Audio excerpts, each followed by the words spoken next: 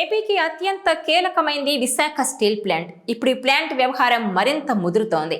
ప్రైవేటీకరణ దిశగా అడుగులు వేగంగా పడుతున్నాయి. కార్మికులు మళ్లీ రోడ్డెక్కారు. ఈ పరిణామాలు కూటమి ప్రభుత్వాన్ని ఇరుకున పెడుతున్నాయి. అయితే ఆంధ్రుల హక్కుగా ఏర్పడిన విశాఖ ఉక్కు ప్రైవేట్ పరం కాకుండా కాపాడుకుంటామని చెబుతోంది కూటమి ప్రభుత్వం.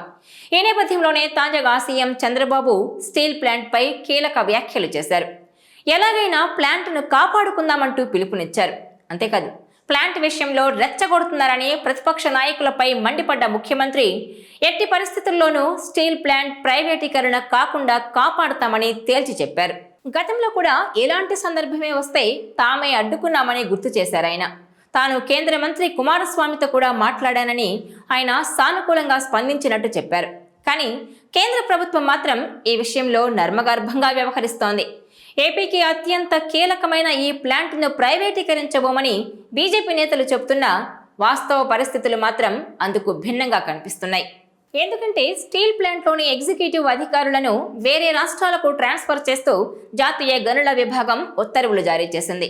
ఏకంగా 100 మంది ఎగ్జిక్యూటివ్ అధికారులను ఛత్తీస్గఢ్లోని స్టీల్ ప్లాంట్కు డెప్యుటేషన్పై బదిలీ చేస్తున్నట్టు పేర్కొంది. దీంతో కేంద్రం విశాఖ స్టీల్ ప్లాంట్ ప్రైవేటీకరణపై శరవేగంగా అడుగులు వేస్తుందన్న అభిప్రాయం వ్యక్తమవుతోంది.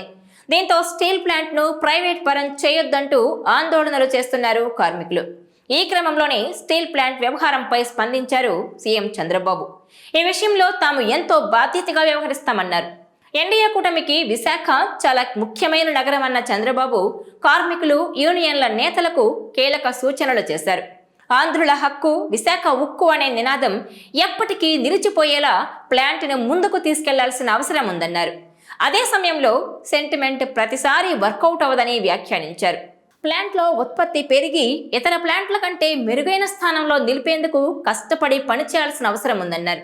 విశాఖ స్టీల్ ప్లాంట్ ప్రైవేటీకరణ కాకుండా అన్ని విధాలుగా ప్రయత్నిస్తామని హామీ ఇచ్చారు.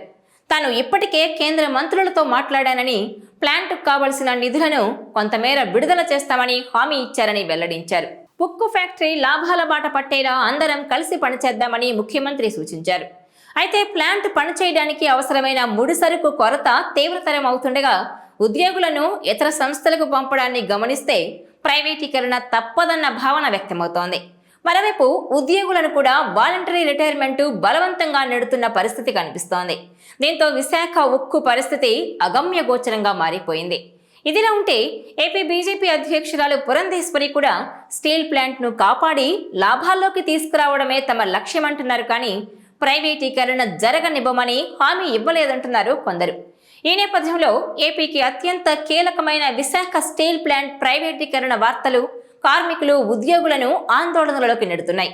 మరోవైపు స్టీల్ ప్లాంట్ భవిష్యత్ ఏంటి, దీనిపై కేంద్రం ఎలాంటి నిర్ణయం తీసుకుంటుంది అన్న దానిపై కూటమి పార్టీల్లో టెన్షన్ పెరుగుతున్నట్టు తెలుస్తోంది. ఈ వీడియో మీకు నచ్చినట్లయితే please share, like and subscribe R24 Telugu.